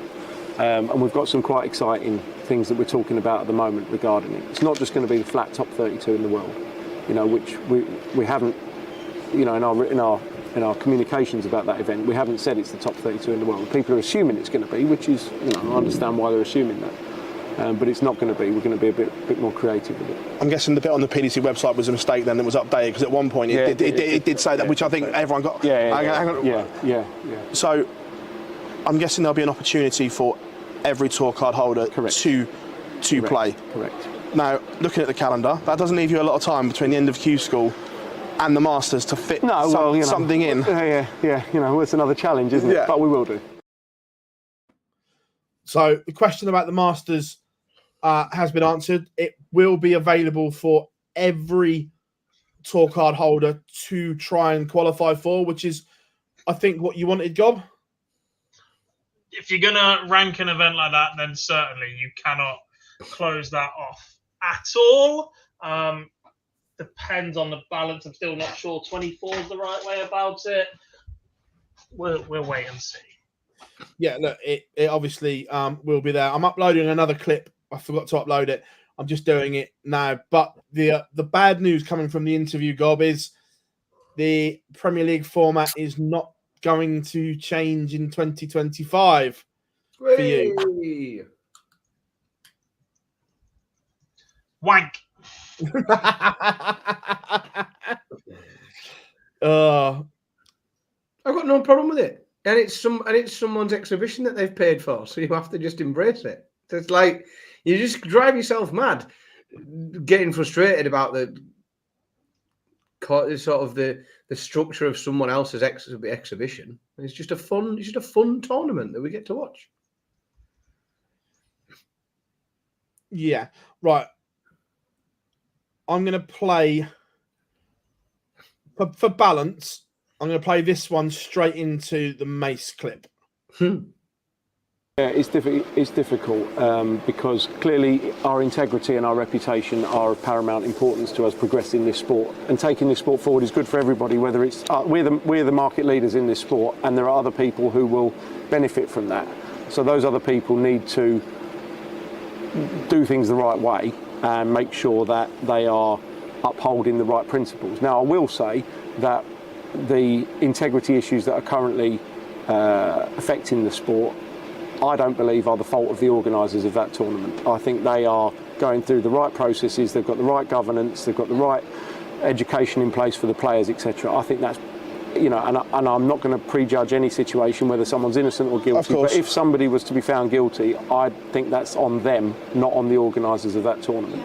But it is a lesson to us all not to be complacent and to remember that integrity and reputation is our number one asset.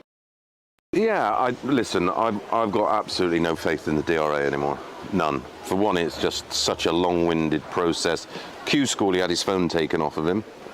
Then it was given back. Why are we now in September and something's announced? Well, you know, it doesn't take that long.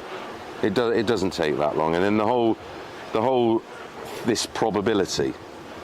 On my life, if the DRA tried that with one of the elite players who have the finances to go, oh, hang on a minute, let's take this as to the highest court possible. Probability. What do you mean, probability? So you have no evidence, but you think he's done something, and you're ruining his career over it.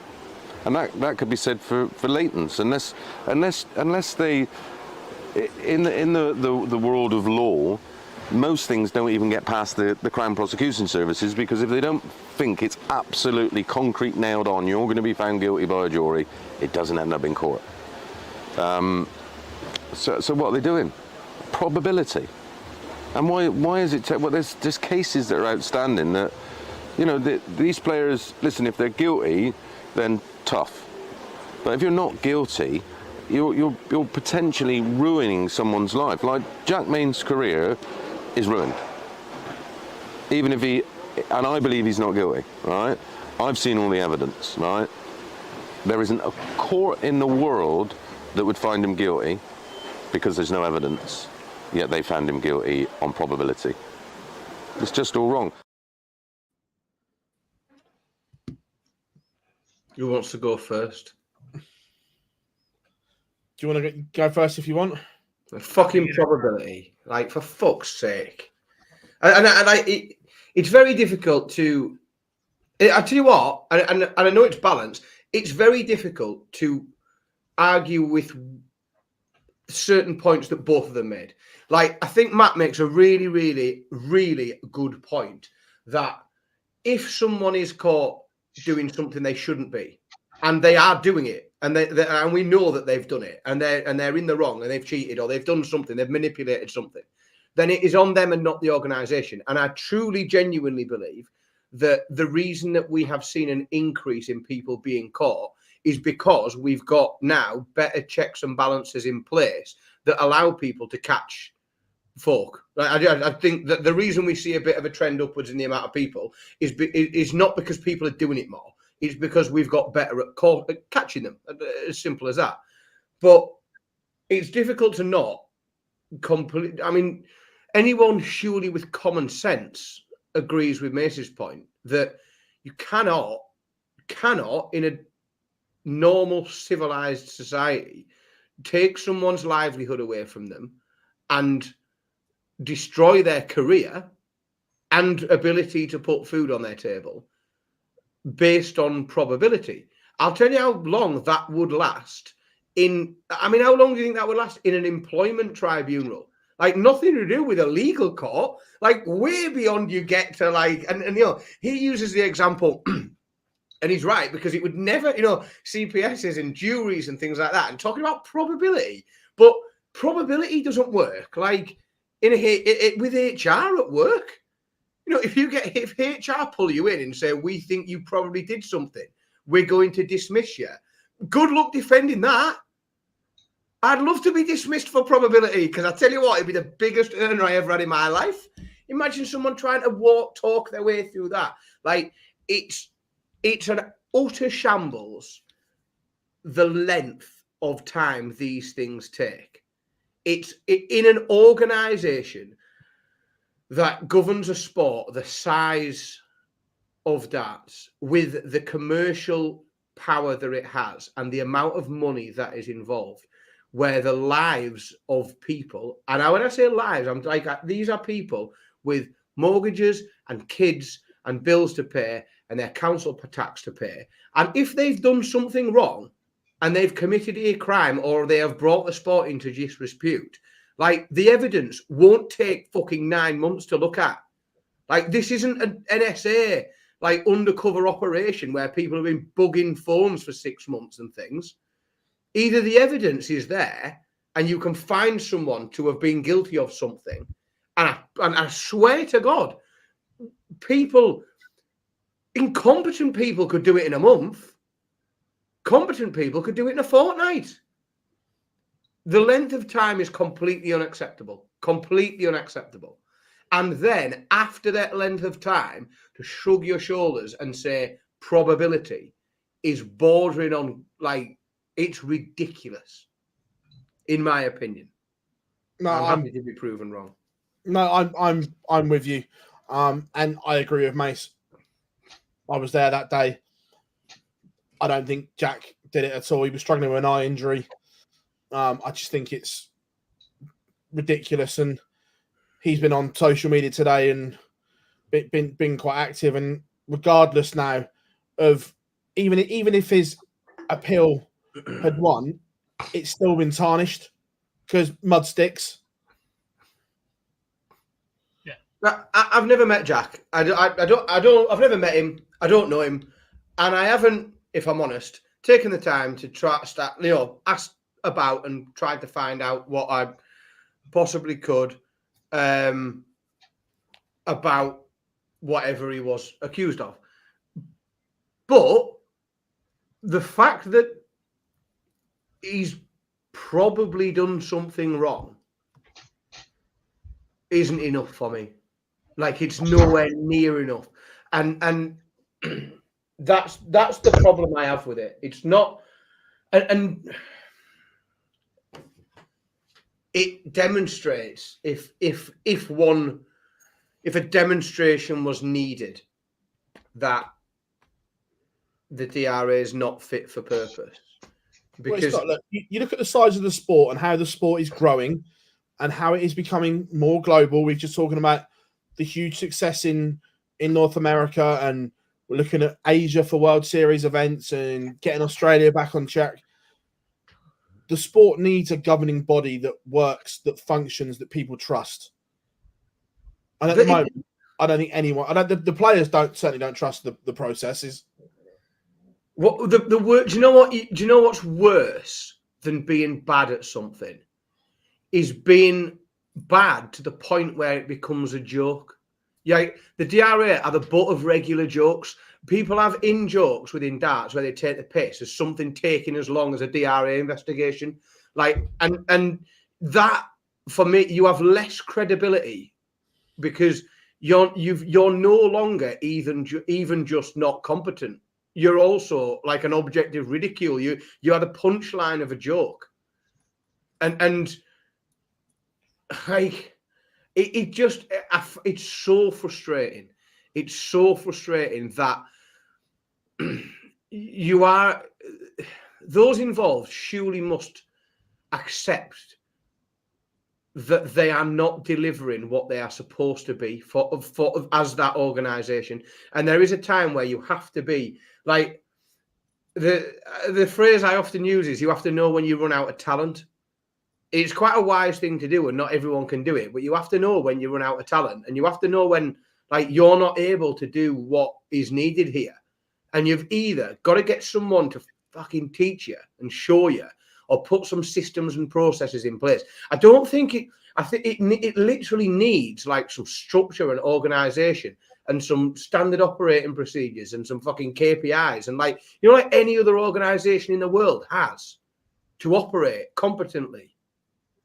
Bullshit. Like, just it pisses me off. It's not. I don't get frustrated too often when I get really narked, but it's that. It's almost like everyone's expected to just accept really, really subpar performance in terms of effort and outcome. Like, I'll accept an outcome that isn't brilliant if your effort's like 100%. That's sort of fine. Like, I can tolerate that miles easier. And if your outcome's amazing, then I'll tolerate a lack of effort. But we've got no effort and no outcome that's credible. No, 100%. I am with you on that. I want to talk about players' schedules because we often hear them moaning that it's too much and X, Y, and Z, which I tend to agree with them. But then last week on the Euro Tour, 3 players had a big exhibition on the Thursday night, flew early Friday morning to play Friday on the Euro Tour. Now, if you're doing that, it's not the best scheduling, is it? Are you literally working down bullet points of things that piss off Dan Simpson then? Like we've gone from the DRA to players moaning about workload and schedules. Gee, I think I'm gonna let Gob do this because I need to bring myself back down or I'm gonna blow my stack. I think I've got the chance to wind up a bit more. In this situation, I'm 100% with you. I get that everybody needs the opportunity to earn a living, but scheduling them this close and then jet lag and whatever subsequently happens is a player issue. That's not a darts or a pro tour issue. In general, I think there is an argument to make that parts of the calendar are too busy. Yeah, especially I'm not with arguing. things that come around that. And look, footballers are about to have this debate right now as well. And I absolutely guarantee, because there's a slight delay between what we're saying now and what goes in the chat room, somebody is going to comment, I have no sympathy with them when they're earning that amount of money. But that's not an excuse of people overexerting what they're physically capable of for a sustained period of time. It's not healthy to be like that and to be constantly tired or dragged down or whatever at that level. Footballers, I completely agree. At the moment, we are forcing through way too many games in a schedule. Dan's a stop. I do. I genuinely do. What's got into you? The new Champions League format is because there's no protection, right? Everything is about the organisations at the top maximising the amount of time they get to spend with each player. The Euros has grown in size. The Champions League has grown in size, etc., etc. There's just this constant need to get these players to play more and more and more in the public eye without considering how damaging it is to their bodies to exert in a modern physical game. And the amount they get paid is irrelevant. I think you need to spend. If you are overworked at any point, the amount you get paid. Dan, if you're overworked at work, we don't turn around and go, yeah, but you earn a fair whack because of what you do, so suck it up. You find ways to manage that. And what you won't find me doing is having one off on the cheeky. Like, I won't be having a day off. Like, every fucking one of these people, every Premier League footballer that tells me that they are physically overworked, you know what they need to do? They need to go and spend a day in an NHS hospital and just walk around after a nurse all day. And when their feet hurt after 11 hours, they should be told to keep fucking walking because they are. I've never known I spoilt princessed bastards. Like I've never like the I'll buy it. Like there's loads of people who I would accept. Like I'm physically exhausted from the amount of work I've done. Like these people include miners, they include nurses, they include people that dig holes in the rain. They do not include like professional footballers, because do you know who isn't getting 2 hours with a physio after the 2 hours work they've done that day? Like normal people. Like I understand, and I've said it loads about darts players' schedules, right? You can earn your right, and I've said like players can earn the right to pick their schedule. Like if you're in the top 10 in the world, like if you're or even not the top 10, but if you've made enough money and you don't have to go, you know, Gary Anderson can manage his schedule all he likes, and he's earned the right to do it because he's been so good and so successful that he can do whatever he wants. Gary Price is the same. But again, what I would find, like I would laugh at and hope he meant it ironically, is if he tried to tell me that he was somehow overworked through playing too many games of darts. Like, I'd tell him to grow up. Like, you have the choice. You can go to work or you can not go to work. You go to work, you get paid. You don't go to work, you don't get paid. So you either earn your right to not have to worry about that, or you go to work. I don't get it. Like, I understand that it's a physical game, and it takes a lot to stand up all day. But there are many, many, many, many jobs where it takes a lot to stand up all day, and people aren't willing to accept. Oh, I'm going to have to give this one a miss, I'm afraid, boss. I can't come in because obviously I worked 2 days this week, didn't I? So a third would be fucking beyond my physical capabilities. Not for me, I'm afraid. Try again. No, not for me. Also, we're going to play another clip from Mace because we talk about Ali Pally. Darts outgrew Lakeside. Yeah. Darts outgrew the Circus Tavern. Are we bordering territory where it may have outgrown Alexandra Palace, although it is a fabulous, iconic venue? Are we bordering where maybe it's not big enough anymore? I don't think it is big enough. I don't think it is big enough, and there's loads of things that are a pain. One, its location. The other one, getting hotels. You know, people just coming in for one night. It's great for them. They don't. But when you're there for the best part of 19 days, like just commute. I mean, I stay down in Wood Green, and just getting up and down from there is an absolute nightmare. Yeah, it's a nightmare. So yeah, you know, it's not as certainly as for me is not as iconic as the Winter Gardens, because that's got the history. I'm not sure if we've been there long enough to even consider it as iconic as Circus Tavern, you know, because that was the birthplace of the PDC effectively. But yeah, maybe a move would be on the cards, because there is venues that certainly would be more suitable, certainly hold more people. And listen, you think with Eddie's contacts in boxing and everything else, you know, they have to find certain size venues that work. Maybe a move in the future would be on the cards, as long as it's not Saudi. What do we think? Do we think that? Well, Gob's voted with his feet, hasn't he? Yeah, he's got his. I'm done. Romeo done. Outraged at the very suggestion. Has it outgrown Alexandra Palace almost? For me, it has. Yeah, and for me, it has, just because we're seeing, and we see the stories, and I think, I don't think this is controversial. I don't think this is in dispute, that there are a great many people who want to go there every year and travel there every year and aren't able to get tickets. It's it's the main event of their year. They do it every year. They've done it for 10 years, and now they can't get tickets, or they're being priced out of tickets. And I just think that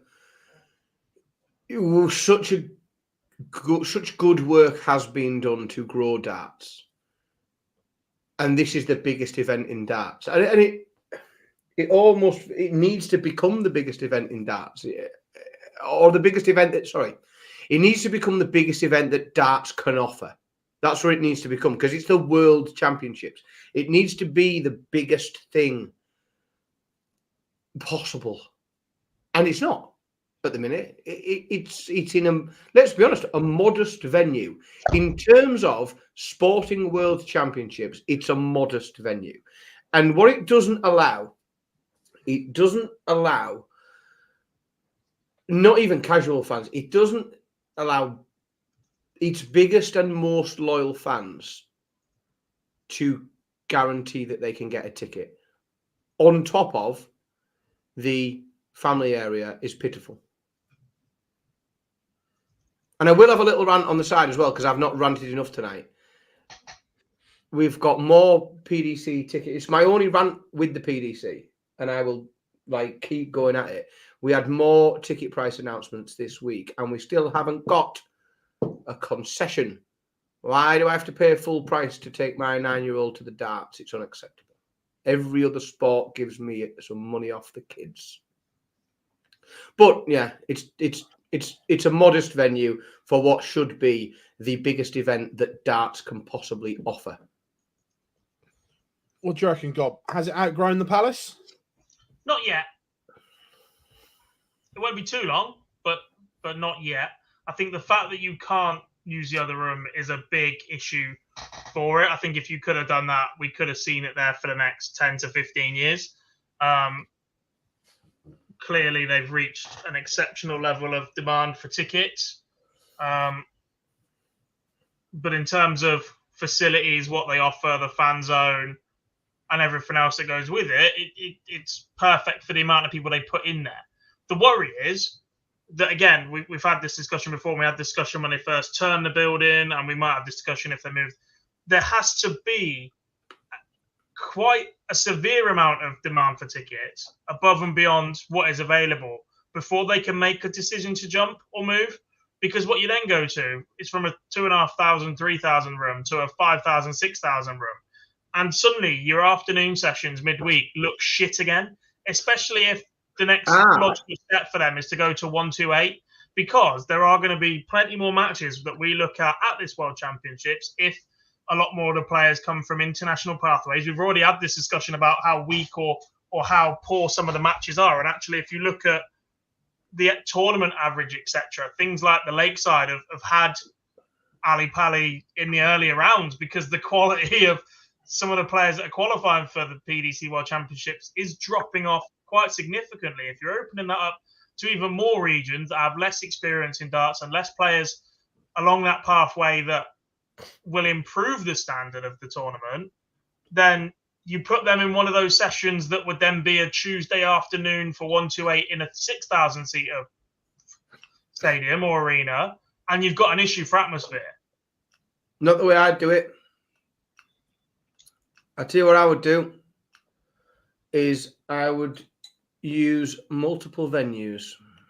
I would use the Palace for before Christmas, and I would use somewhere else for after Christmas, because I think that would give you the balance between making sure that you had a full venue for your, if you like, less high profile sessions and matches, but you have a bigger venue with guaranteed big atmosphere for once you've got to the business end of the tournament. So that my proposal as to how it could grow and how the PDC bridges that gap, because I agree it's a big thing to do, to move the whole thing and say, right, well, all of a sudden we've got a 6,000 seater venue to fill.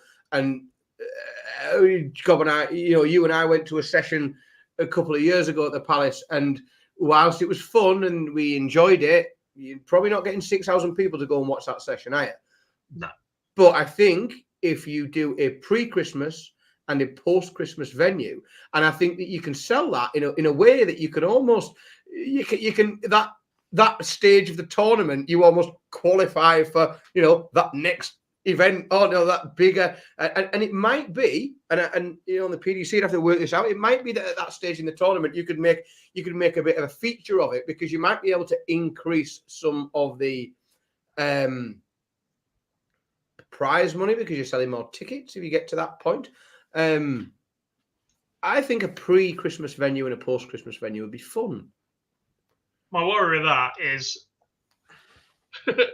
you've just meant three. Look, what you're effectively asking them to do is I can see I would have upset everybody. Eve, and then reset up a new venue on Christmas Eve, Christmas Day, and/or Boxing Day, and that D-Rig can take 2-3 days. Or would you ask him duplicate Sky equipment, which I'm not sure they're in a position to spare during one of the busiest football periods around. I'm not sure it could be done. Multiple other things. I don't think it's feasible. Even if don't make the workload argument. I'm not having that. Even if it was, don't fucking start with me. I'll tell you. I'll tell you all the people that work Christmas Day. To the other, which are next door, Dan. There's no way they're going to drag it across the city to somewhere like Wembley, is there? Wembley Arena, that is, not Wembley Stadium. It'll be interesting. Cheers, Owen. Right, get your questions in as well. We've got a question time coming up. A week in darts. I'm not sure whether Bo's playing or not. Gob, did you get a reply from the Tri Nations? Is the burning question. No, and I sent them 2 emails. Well, I sent them a very polite follow-up. Are you going to send them? Despite the fact that Bridlington appears to have been quite a success, and a 17-year-old has made the England squad in Jensen Walker, and we've seen titles for Connor Scott and Jim McEwen missing out against Carl Wilkinson, and Josh Clough becoming one of the first players to referee a final there a couple of years ago and then make it as a player, and back-to-back success for Bo Greaves. You're wankers. Because we're still talking about the fact that you denied entry to somebody based on their gender. And that has to be the assumption made right now, because you're hidden behind it. Well, it was also, I was chatting to Fallon in Wigan, because obviously Fallon went to Brid, and she was wondering whether her entry would be refused, because she'd been quite critical of officials as well on social media. But she played, so no response from there. But yeah, look, I didn't see any of the darts, but by social, it looked a success, which was good. The event looked great. I even went back and watched some of the live stream yesterday. It did look really, really good.